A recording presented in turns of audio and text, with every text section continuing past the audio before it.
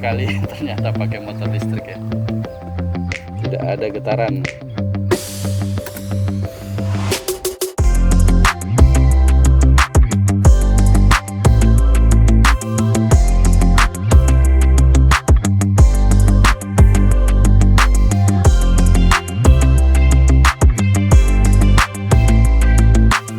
Halo semuanya, kembali lagi di channel Zack Auto Vlog. Di video kali ini di depan saya sudah ada motor listrik ketiga dari Honda, dan bisa dibilang ini adalah Vario versi listrik ya teman-teman. Motor apakah ini dan bagaimana detailnya, langsung aja yuk kita bahas di video ini.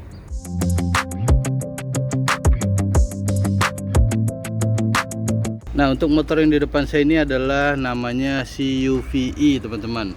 Motor ini tentunya dimensinya lebih proper ya dari motor pertama listrik Honda IM1i, dan tentunya buat harganya juga tentunya lebih mahal ya teman-teman.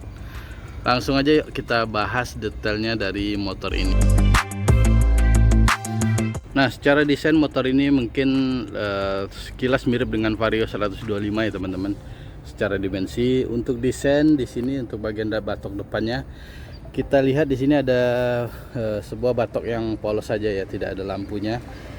Ukurannya cukup besar karena dia di belakangnya ada sebuah head unit monitor yang juga cukup besar. Ini ada layar TFT 7 inci ya teman-teman. Di sini juga sudah dilengkapi dengan yang pastinya semua sensor yang ada, dan di sini sudah dilengkapi dengan built-in GPS. Nah, untuk varian QVe ini ada dua tipe ya, ada yang standar dan ada yang Rocksync Duo seperti yang di depan saya ini. Selain layar yang besar, di sini juga sudah dilengkapi dengan berbagai macam tombol-tombol ya teman-teman. Kalau yang versi standar dia tombolnya tidak selengkap yang ini, karena ini versi tertingginya teman-teman. Dan di sini juga sudah dilengkapi dengan tombol pasleg ya, jarang-jarang di motor kecil atau motor matic ya. Di bagian sebelah kanan juga ada tombol untuk riding mode-nya, ada eco, ada standar dan ada sport. Di sini juga sudah bisa ini ada tombol untuk starter ya teman-teman, atau tombol untuk mundur. Di motor ini karena bisa mundur juga teman-teman. Nah, nanti saya jelaskan. Lanjut untuk desainnya, di bagian bawahnya lagi di sini ada sebuah lampu yang sudah full LED ya. Tentunya di sini kalau kita lihat ini mirip dengan icon Robocop ya. Di sini ada lampu sennya, kemudian ada DRL-nya panjang sekali teman-teman, dan ada tulisan Honda-nya yang bisa menyala ya. Untuk lampunya sebenarnya hanya di bagian bawah sini ya, untuk lampu utamanya, dan di bagian tepinya ada untuk lampu jauhnya teman-teman. Nah, untuk bagian sini ternyata hanya DRL-nya saja.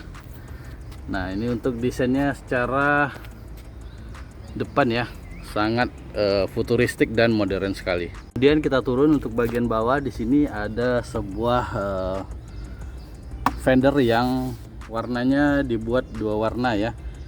Ini ada yang cat halusnya, dan di sini ada yang bodi kasarnya teman-teman.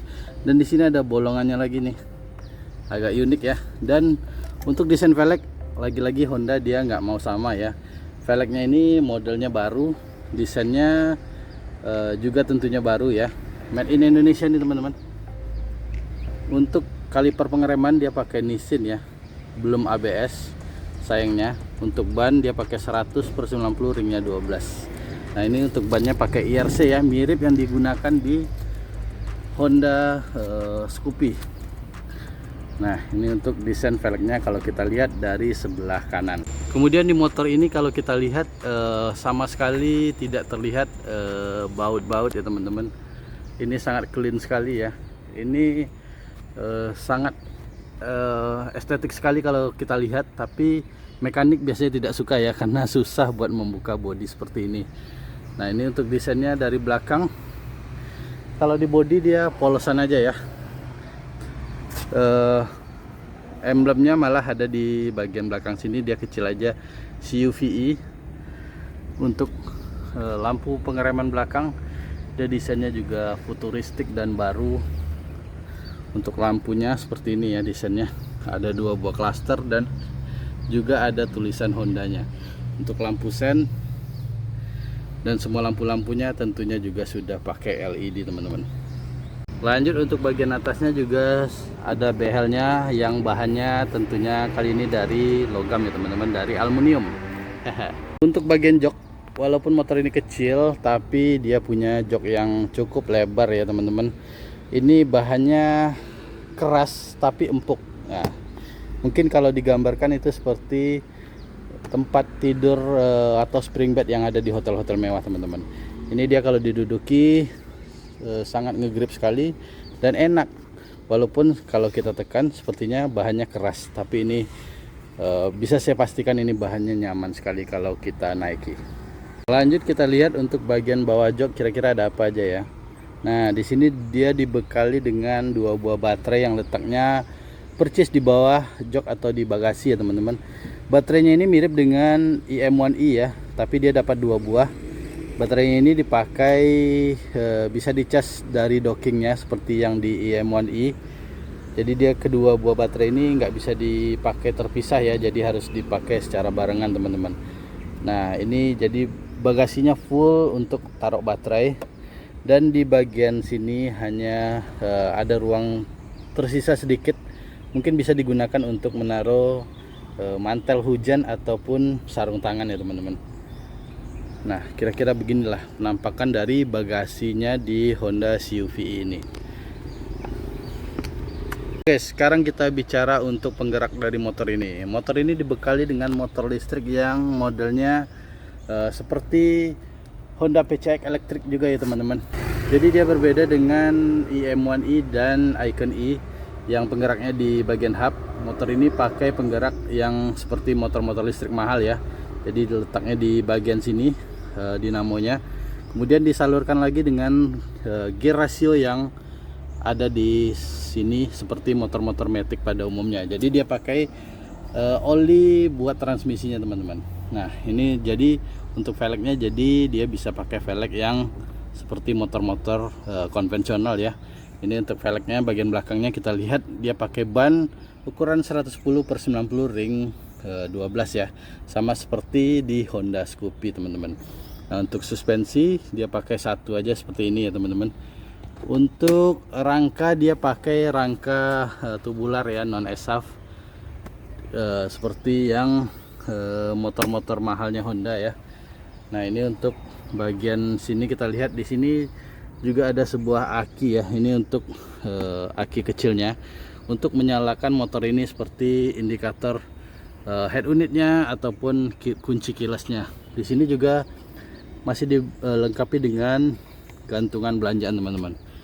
Untuk sebelah sini juga ada sebuah laci penyimpanan tertutup yang bisa dipakai untuk mungkin menaruh smartphone, karena di sini juga sudah dilengkapi dengan power outlet yang sudah pakai USB Type C teman-teman.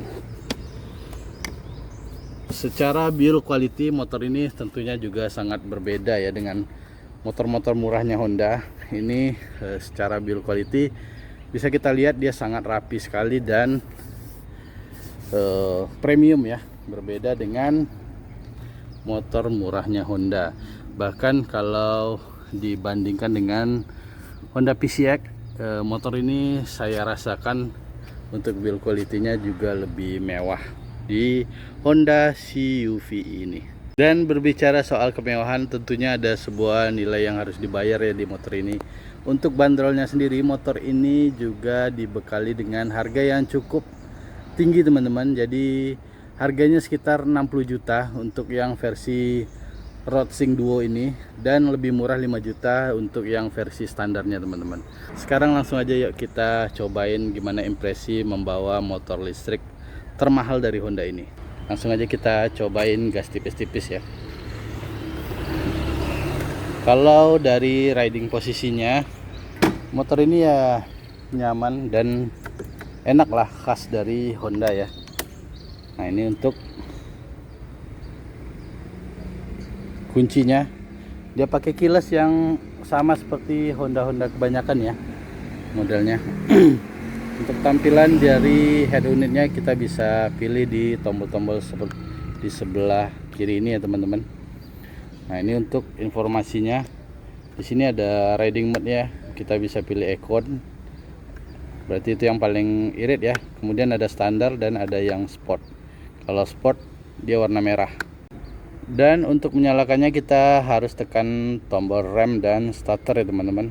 Nah, kalau tulisannya sudah siap seperti ini, motornya sudah bisa digas. Nah, untuk motor ini juga bisa mundur ya. Jadi kita cukup tekan tombol ini dan tombol reverse yang ada di sini, tombol starter juga, jadi dia bisa mundur teman-teman. Sekarang kita langsung aja cobain gimana rasanya berkendara dengan motor listrik termahal dari Honda ini teman-teman. Kita gas tipis-tipis aja ya, sekitar sini aja. Nah, saya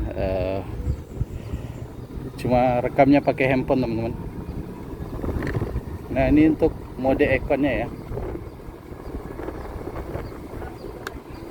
Kita pindah ke mode standar. Ini pastinya juga tenaganya lebih mantap lagi.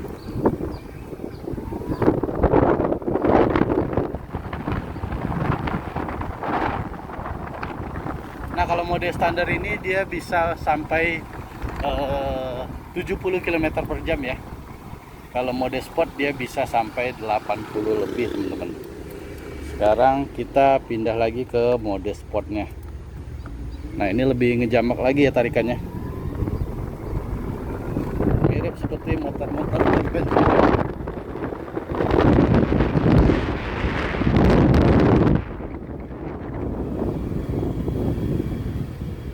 Yang pasti untuk suspensi ini nyaman ya, khas seperti Vario.